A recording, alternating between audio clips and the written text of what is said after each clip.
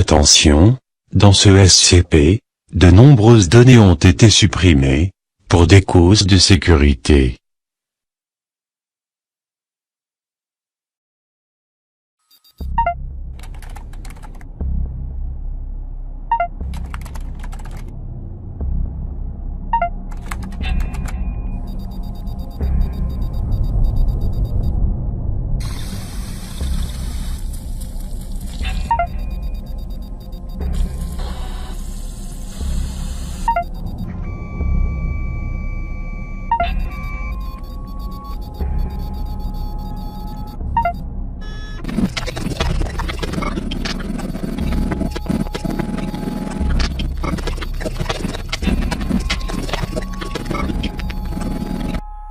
Objet, SCP-003.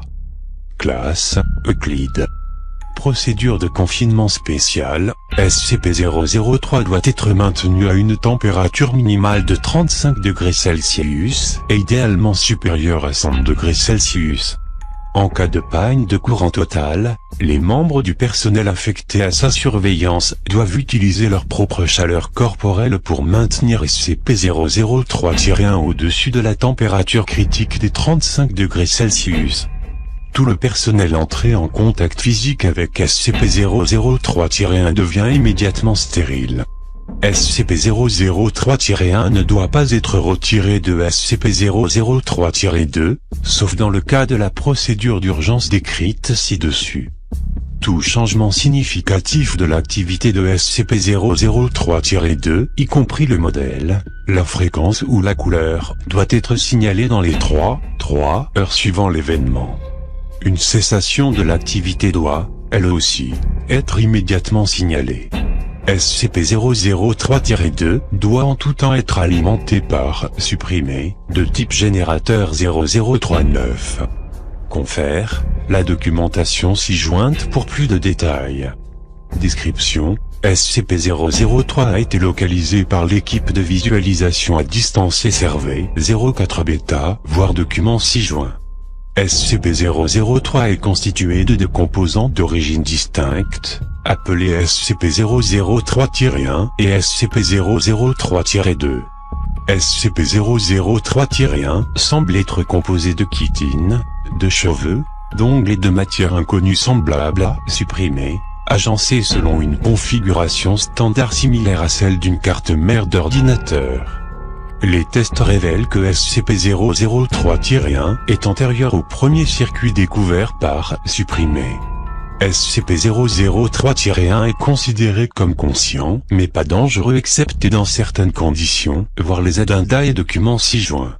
SCP-003-1 fut trouvé sur une tablette de pierre, SCP-003-2, sur laquelle il se situe actuellement. Les runes de SCP-003-2 n'appartiennent à aucun langage connu et luisent d'une lumière pâle. Il s'agit d'un mode de communication, interprété comme « données supprimées ». L'analyse a montré que SCP-003-1 et SCP-003-2 ont des origines différentes. SCP-003-2 est commandé par un ordinateur interne non biologique, dont le contenu est essentiellement inaccessible, sans risque d'endommager SCP-003-2. SCP-003-2 est capable d'émettre des rayonnements contrôlés, de la chaleur et éventuellement supprimés. Il est probable que SCP-003-2 a été créé dans le but de contenir SCP-003-1. SCP-003-2 contient une source d'alimentation interne de type données supprimées. SCP-003-2 semble avoir perdu de l'énergie depuis, avant la découverte par l'équipe SRV 04 Beta. Il semble aussi probable que SCP-003-2 ait délibérément contacté SRV 04 Beta par l'intermédiaire de données supprimées. D'autres organisations ont également été alertées de l'existence de SCP-003 par des moyens similaires. Malgré cette activité, SCP-003-2 ne semble pas être conscient, si l'on se base sur données supprimées et son absence de réaction à supprimer, y compris face à la procédure M03 Gloria. lorsque la température est inférieure à 35 degrés Celsius, les deux composants de SCP-003 réagissent. Tout d'abord, SCP-003-1 entre dans un état de croissance caractérisé par une augmentation exponentielle de sa masse. Cet état de croissance se compose de deux étapes.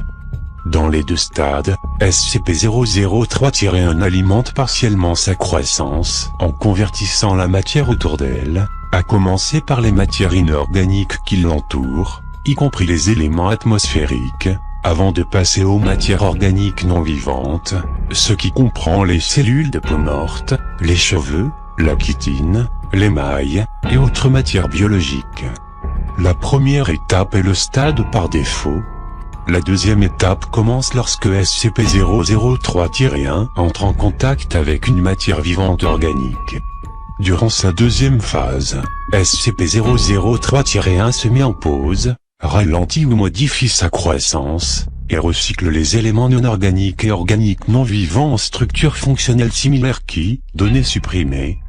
Alors que la croissance est constante au premier stade, au second stade, la vitesse de croissance de SCP-003-1 est diminuée de 20% à 90% tant que SCP-003-1 reste en contact avec des matières organiques vivantes. Le pourcentage est déterminé par la complexité du ou des organismes en contact avec SCP-003-1. Comme confirmé par « données supprimées », SCP-003-1 semble consacrer une grande quantité de sa puissance au traitement et à l'analyse de la matière vivante organique.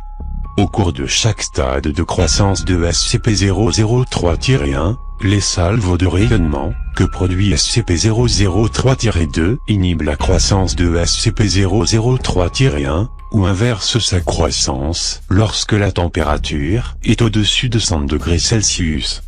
Des émissions de radiation similaires peuvent être produites par « données supprimées ».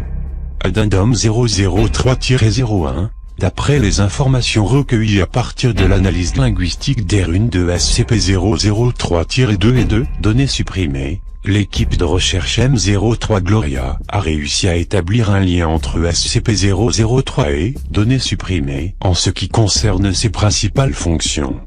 SCP-003-1 doit désormais être considéré comme conscient, et doit être conservé à un minimum de 1 km de données supprimées et du produit en résultant en toutes circonstances. Addendum 003-02, la perte de puissance de SCP-003-2 a été exacerbée par les interventions pratiquées par l'équipe de recherche M03 Gloria. Sur les ordres de O5- M03 Gloria continuera ses procédures. Addendum 003-03, données supprimées. Au cours de ce processus, SCP-003-1 a doublé sa masse et a commencé une rapide croissance structurelle. La température a immédiatement été restaurée à 100 degrés Celsius. L'augmentation de la croissance et de la masse de SCP-003-1 a continué pendant 9 minutes et 6 secondes, suite auquel un pic de rayonnement soutenu a été produit par SCP-003-2. En réponse, SCP-003-1 est retourné à son état normal en 3 minutes et 39 secondes. Les nouvelles excroissances furent dissoutes en un résidu poussiéreux, qui a été collecté pour analyse. SCP-003-1 et SCP-003-2 cessèrent toute activité détectable. SCP-003-2 ne reprit pas son activité avant d'avoir été connecté à supprimer source d'énergie externe. Les runes de SCP-003-2 continuèrent de luire d'une lumière grisée et uniforme et ne revinrent pas à une activité normale au cours des 3 heures suivantes. Suite à quoi, données supprimées, SCP-003-2 ne semble plus être en mesure de maintenir la zone de confinement à une température supérieure à 35 degrés Celsius sans une alimentation externe fournie par supprimé. Addendum 003-04, la procédure détaillée dans l'addendum 003-03 a été répétée, et SCP-003-1 est à nouveau entré dans un état de croissance. Après 10 minutes et 13 secondes, SCP-003-2 a une fois de plus produit un pic de rayonnement. La croissance de SCP-003-1 s'est arrêtée pendant 36 secondes, puis a repris son rythme. En quadruplant sa masse, SCP-003-1 a formé une coque extérieure cohérente ressemblant à un corps organique, qui, initialement, a pris l'apparence d'une ophire, étoile de mer, de 15 mètres de diamètre, incluant ce qui semblait être un processeur central de 3 mètres de diamètre, a aussi formé des organes sensoriels, pour analyser le milieu environnant, et a converti partiellement la zone de confinement en données supprimées. SCP-003-1 a ensuite brisé le confinement, entrant dans la chambre d'observation où 9 membres de M03 Gloria étaient présents.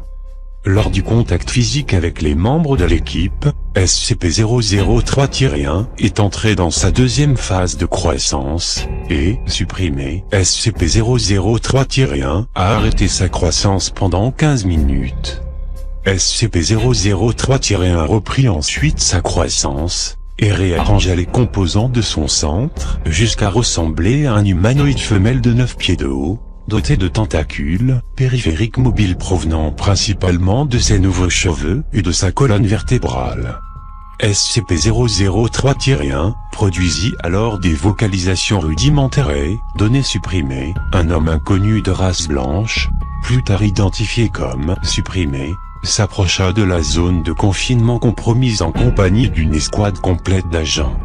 Supprimé, prétendit avoir agi sur les ordres de O5- et tenta de communiquer avec SCP-003-1. Données supprimées, l'agent de M03 Gloria réussit à restaurer l'énergie de SCP-003-2 et activa les générateurs de secours, pour ramener la température à 100 degrés Celsius. SCP-003-1 retourna à son état normal au bout de 21 minutes et 7 secondes, et fut replacé sous confinement avec succès. Tous les 9 membres du M03 Gloria touchés par SCP-003-1 ont été trouvés physiquement sains et saufs, sans effet résiduel en dehors de traumatismes psychologiques mineurs. Les matières transformées dans la zone de confinement de SCP-003 ne se sont pas dissoutes et sont maintenant en cours d'analyse. Addendum 003-05, suite à l'incident précédent, O5- données supprimées, par décision conjointe avec O5- et O5- ont décidé que toutes les procédures du M03 Gloria seront indéfiniment suspendues jusqu'à nouvel ordre.